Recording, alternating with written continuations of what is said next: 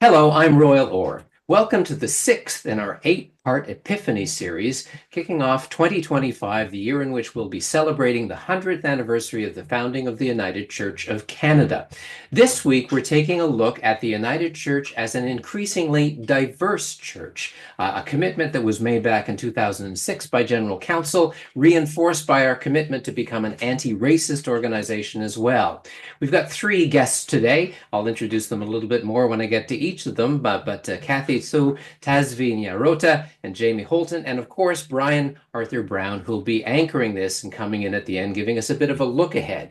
We're encouraging people to sort of get together and talk about the church and think about the future of the church. And we've been using Brian's book, The Untied Church, as a bit of a conversation guide. And so he'll be also giving you some sense of things you might want to look into if you've got The Untied Church in anticipation of next week's session. Starting off this week, though, with a guy who's had a lot of experience with the diversity of the church as it's developed over the last quarter century or so. Jamie Holtom is from Brampton, and he is the minister at North Bramalea United Church. Jamie, thanks for being with us. No, glad to be here, Royal. Thanks so much for having me.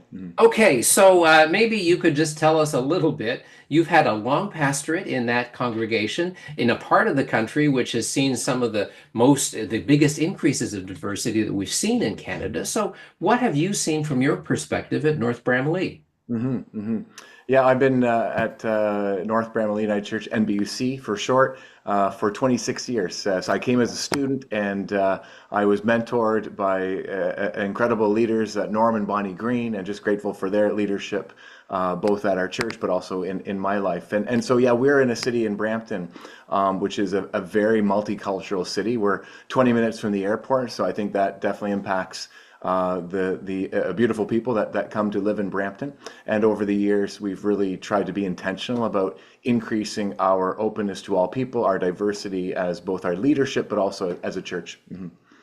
Okay, so this is we made that commitment in 2006. Making a commitment and actually realizing it are two very different things. From your perspective, not necessarily just at North Bramalea, but generally in the church, do you think we're succeeding? What have been our successes? What do you think remains to be done? Yeah, yeah. Well, I like that it's succeeding in the sense of not succeeded. What I mean by that is, I think it's a long-term game, and not to refer to it as a game, but it's intentional work that has to happen over a long period of time. From my experience and limited, just in my humble experience, it's hard work when we're trying to work around anti-racist kind of work. It takes time to change the culture. It takes time to change people's thinking, and so we're committed for the long haul for sure. What we've seen is certainly in our church, and I hear this in stories in other churches as well. Is pockets of really goodness, of people coming to a point where we recognize the greater awareness of the fact that racism does exist, unfortunately, in our world today, but that we can lead the way in talking about it, working at it, and bringing change. Okay, great. Just maybe to give an Yeah, example, yeah, we've please. seen it in our church as we try to diversify our leadership. What I mean by that, who's up front on a Sunday morning, from vocalists to speakers, when we serve communion, when we have people teaching classes or leading small groups, we really try to have a diversity of people who are leading, and we are finding that helps people who are coming in new, people of different cultures, just feel welcome. This is a place for them. This is a community for them. This is a God for them, and it's been exciting to see that happen. Okay, so churches sometimes are slow to change. Let's just say, I'll be as polite as I Yeah. can, but slow to change. I'm sure you've faced some challenges and some hurdles along the way. And without, telling inappropriate tales, what have you seen as some of the bigger challenges for congregations who may not be there yet? Yeah, that's a great question. We After the George Floyd tragedy, like many, we really found ourselves convicted that we needed to do more, and so we did a 4-week Sunday morning series called the Table of Reconciliation. It was really around anti-Black racism and really trying to make some greater awareness, and we dove into some scripture that would help us see the way God would want us to see the world. But I think one of the challenges, one, to focus on that for 4 weeks straight was a challenge for some in our congregation.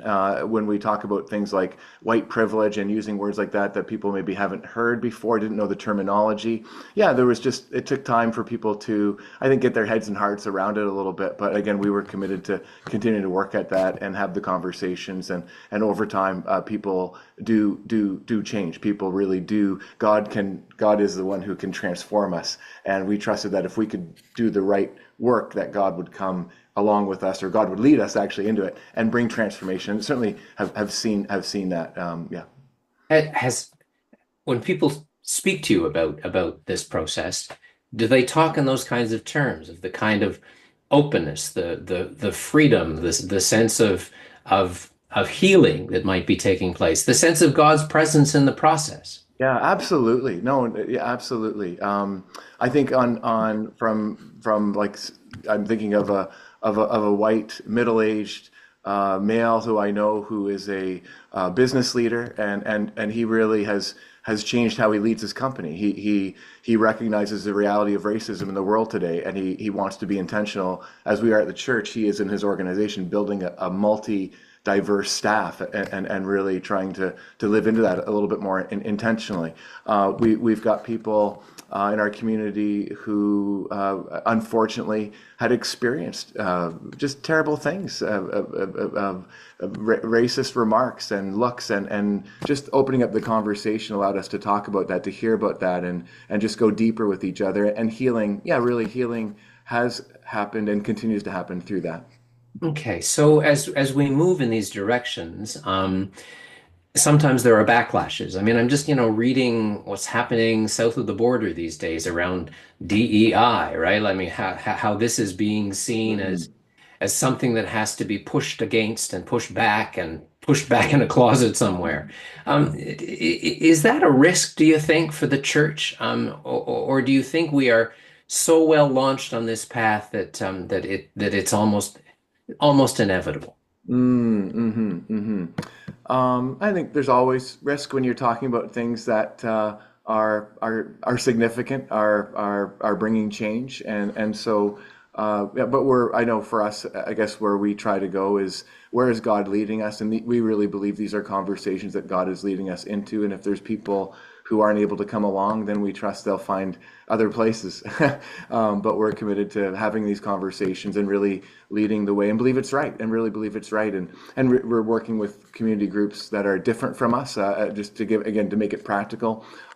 We have a neighborhood center that we run in Brampton called the Journey Neighborhood Center, that serves a certain community. But we've come alongside a community center that serves the Black community, specifically, called Roots Community Services, and it's been a great partnership as we grow together and learn together, and it just feels right. So if people aren't happy with that, I don't know, sorry, it's the right thing to do, and we feel convicted of it. And I guess, and I don't mean to dismiss it, because you're in the midst of that. It can feel you can feel attacked, you can feel heaviness, but just keep coming back to God. God is the one who resources us for this, and doing our very best to say, hey, if this is where God is leading us, let's go. Where God is leading you, but how is that shaping how you speak about God, about Jesus, about the Holy Spirit? I mean, how has that informed your own sense of God's presence in all three persons? Yeah, yeah. Definitely come back to Jesus as the one who has come with good news for all people. We just came through Christmas, and when the shepherds get the good news first, this is good news for all people, and over again, you see that in Scripture, that Jesus has this message of good news, of love for all people. And I think as followers of Jesus, the Holy Spirit really enables us to live that out in a very real way. We've got a young man named Hansila from Ghana, and he had to leave his country as a refugee because of his sexual orientation. And so we were just so grateful that he found NBUC, an affirming church where he can grow in Christ and live into his faith. And what's really interesting is there's people who are coming to the church, and the first people they see is someone like Hansilla, and they're meeting Hansilla, and then Hansilla will bring them to say hello to me. But they're people who are from Ghana. They're people who are seeing people who look like them and have had eaten foods like them, and it's just really cool. I guess so for me, it's seeing God in work in not just in me or my leadership, but in all of us in different ways as we create that kind of community. Jamie, it's been a real pleasure speaking with you. Mm, I wish we mm, had more time, but time is limited, but I really appreciate your insights. Honored to be here and part of the conversation. Thank you. Thank you. Next, Cathy Tzu, the Reverend Cathy Tzu, who's a minister with Toronto Chinese United Church, but only recently did she take up that responsibility. She also is pursuing ongoing advanced studies in theology in Hong Kong, and she's the next person we want to talk to about this new diverse United Church of Canada. Cathy, welcome to this little program. Hi, Royal. Thank you for having me there. Yeah. Sometimes it's the people who've most recently joined who have the deepest insights into what we are and who we are. Can you maybe talk a little bit about your path with the Toronto Chinese United Church and your perspective on the United Church as a result of your 2 years engagement there? Okay. So I'm Cathy. I've moved to Canada from September 2022. And just 2 months after arriving this country, I started to serve the Toronto Chinese United Church as a full-time minister. Yeah, I'm currently still a new immigrant, I think, holding an open work permit. So in these 2 years, we just try to have like programs to receive more Hong Kong new immigrants because since 2022, there is an influx of the Hong Kong immigrants to Canada, especially due to the political unrest in Hong Kong, and also due to because the Canadian government opened a beneficial immigration policy for Hong Kongers to move here. Mm. So I just want to seize this trend and working together with brothers and sisters at the church and having different kind of activities to receive the Hong Kong immigrants. So 2 years ago, our average in-person worship attendance was around maybe 50 to 60 people in person, and then including online participant, it's around 80 to 90 people.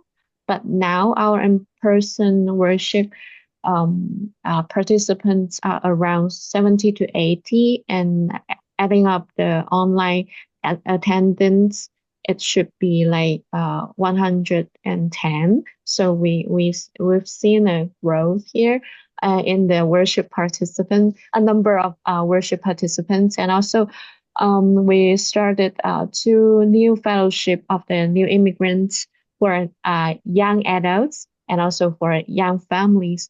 And also we restarted the children ministry here at the church. So these are what I've seen in this 2 years.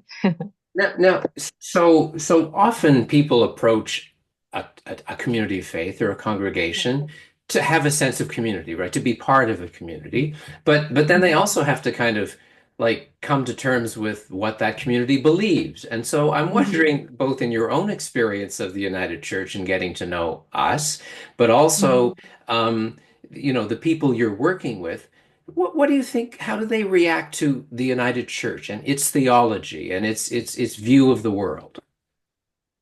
Oh, to be honest, most of the like newcomers do not know about the United Church of Canada.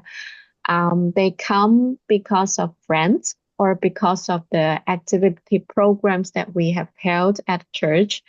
They come and then they feel an open and welcoming atmosphere. So maybe they stay here. And but during the worship service, they will like gradually feel the difference between how the worship is like here in United Church, and how it's different from other Chinese churches outside. So because we address different kind of social justice issues, um, the most feedback I got is positive. Like they appreciate that we can address different issues like indigenous people related to indigenous community, and also different ethnic minority groups, and and to remember different important dates in this country, like Remembrance Day, or like now we are in Black History Month. So they appreciate the denomination is striving really hard to relate our faith to the society. Yeah, because they kind of flee to this country due to the political reasons. So they really appreciate that our denomination is striving hard to Right. respond to the society. Yeah. The Chinese communities have formed identifiable United Church communities of faith for many years now, right? I mean, our engagement with Chinese folks or new immigrants from China goes back many years. Mm. I'm just wondering, is that part of your sense of what it means to be part of the United Church, that this is a church that has welcomed people from China for many years now, that has had communities of faith who identify themselves as Chinese? Is that important for you in your work, or is that just interesting historically, but not necessarily important in terms of how you speak to people now? You mean um uh as how to say, like, do you mean that the Chinese identity if how to say, No, whether the Chinese identity, yeah. Yeah, I was really unclear there. So let me try that one again. So I'm just, Sorry. I'm just interested in how aware people are that this is part of our history, right? In the 100 years we've been the United Church, this is a part of our history. It's not just happening in the last 2 years in Toronto. This has happened in Mm-hmm. many places in Canada, welcoming and creating communities of people from China. And I just wondered, is that history important for you or for the people you're ministering to? Yeah, I think so. Like for our community of faith, it has a long history of welcoming the new immigrants. Yeah, and it witnessed different waves of immigrants. So yeah, I think it keep the ethos to receiving the immigrants. Yeah. Okay, and looking ahead, that's one of the things we've been inviting people to do, to think about our history, but also look ahead. Um, Mhm. like I know your experience is maybe a bit limited and you are focused on your studies, but what do you see for the next 100 years of the United Church? We're hoping you're going to stay. We're hoping you're going to get the immigration status that allows you to do that. But where do you see our church going? Um. Uh. It's quite. I feel complicated.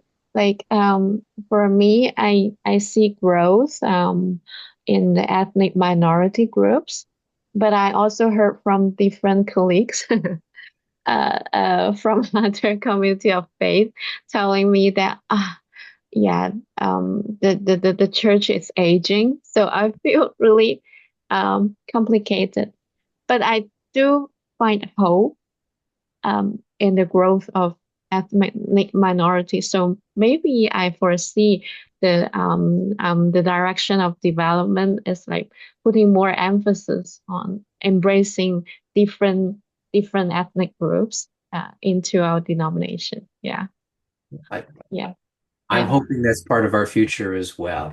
Kathy, it's been really a great pleasure speaking with you, and good luck with your work at Chinese United in Toronto, but also with your studies as well. Thank you. Thank you. So we're going to turn and actually talk to somebody who has a lot of experience trying to create new communities of faith and connect people who are newly arrived in Canada. Speaking with the Reverend Tazvi Nyarota, based in Leduc, Alberta, but responsible as a minister for a whole network of churches. This connects with her own background coming from Zimbabwe. These are communities of people from Zimbabwe who are pulling together congregations, thinking about pulling together congregations. Tazvi, it's great to have you with us. Welcome. Thank you, Royal. I'm glad to be here and having time with you. So you are working with people in 4 different provinces, I understand, in several communities of faith. Can you maybe talk a little bit about your work?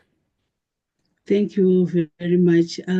I work as a missionary, a global missionary from the United Methodist Church, sent to United Church of Canada to look after the Zimbabwean United Methodist and other Zimbabwean communities. There is a congregation in Toronto.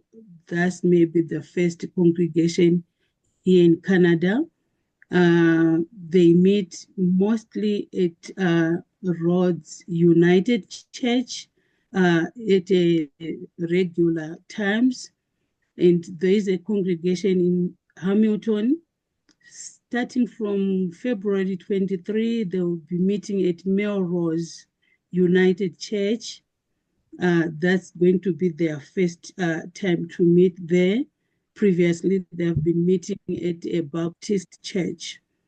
There is a congregation in Calgary. Currently, they are meeting at an Anglican church, St. Barnabas Anglican Church. And there is a congregation in Edmonton where I landed when I came, and they meet at Millwoods United Church, starting from 2015 to date. Previously, they have been meeting at St. Patrick's Anglican Church. We have a congregation very small in Fort McMurray. They meet at St. Thomas Anglican Church. And we have a congregation in Vancouver. They don't have a place of meeting. They meet in members' houses. And if we have a big gathering, they meet at a community hall where they can rent for that particular meeting time. And then in Yellowknife, whenever we go there for outreach activities, they meet at Salvation Army. So far, I've been there twice. And the last visit we end up being at the United Church of Canada in Yellowknife for that Sunday, just to have a service together with them. So this is interesting. You are a missionary to Canada, which is fascinating to me. You talk about a number of these communities that you are ministering to who obviously have local connections with the United Church, but you have a pretty strong family connection to the United Church. Your husband is serving United Church congregations. Is that right? Very true. Okay, so you know the United Church, if only through your husband and his ministries. So I assume some of these congregations that you're working with, the Zimbabwean communities that you're working with, are they on a path to becoming formally part of the United Church, or do they see themselves and their future as being, close to United Churches and United Church congregations, but independent? Because I'm just wondering where they are going as communities of faith. That's a very important question, actually, which is on our agendas in our discussions. Where are we going, and in the future? That's exactly what we are talking about. And for me to say, definitely they will be like this. It may be misleading, but we understand we have strong link with United Church. And for us to be here, and for me in particular, to be doing my ministry in a free way and in a very conducive way, it's because I am well supported with United Church. And my organization, General Board on Global Ministries, they know I'm well catered with United Church. And every congregation, we are trying to make sure there is a relationship with a United Church congregation, so that whatever decisions that are going to be taken or to be forged ahead, it's going to be kind of at a local church level with their decisions and what they think is best. For your own information, in Edmonton, it's actually embraced by Northern Spirit Regional Council, and they already have a relationship, and they have a formal delegate who attends the conference, and not just a visitor, but a voting with a voice. So that kind of a relationship is something that is going somewhere, Right. where Yeah. I think it's And, helped. and I think this is part of the national growth agenda. Actually, the national church is looking at formal relationships with churches in other countries so that there's an easier movement for people to come from somewhere else to here and feel that they're not just, welcome at a local community, but that the national church actually recognizes this through a formal agreement with the home churches of these people. Hmm. So, Very true. so Tazvi, again, you've been doing this work for a number of years now. You've got a strong connection with the United Church, both in terms of your own work, but your husband's work. What was your experience of becoming part of the United Church? We've already talked with Jamie about, and about the commitment to become a diverse church, an anti-racist church. What's been your experience? Have you felt that the United Church is on that path and doing that seriously, where you've experienced the church? I felt accommodated from the word go. Why? Reverend Michael Blair was very much in touch with Reverend Lindmark, who was the secretary of Alberta Northwest Conference. And I was in contact with Reverend Ian Kellogg, the retired minister at Millwoods United Church. So through intercultural ministry, that's one of the ministries I want to uh, comment in this dialogue. What it did here in Alberta was marvelous. Through intercultural ministry, we were managed to be linked with the United Church in a meaningful way. And it was very important, maybe in short. I can see the involvement of General Council, the involvement of Regional Council, the involvement of local churches. But one thing that made me realize something which is very key, until and unless the local churches in the United Church grasp the idea of knowing that there are immigrants coming and they need somewhere to land, all the decisions can be done at regional council, at general council. Implementation is at a local church. And if the local congregations are well equipped and are well versed in understanding that in their communities, they have work to do to make sure immigrants are feeling welcomed, that will be very important.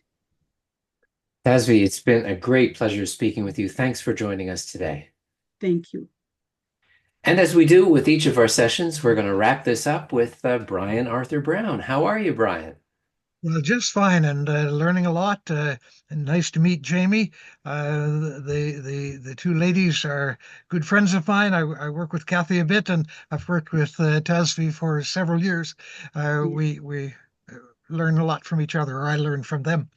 Anyway, I say something that I hadn't planned before, but there are people who question Michael Blair, our General Secretary, in his prediction that there will be 100 new United Churches within the next 5 years.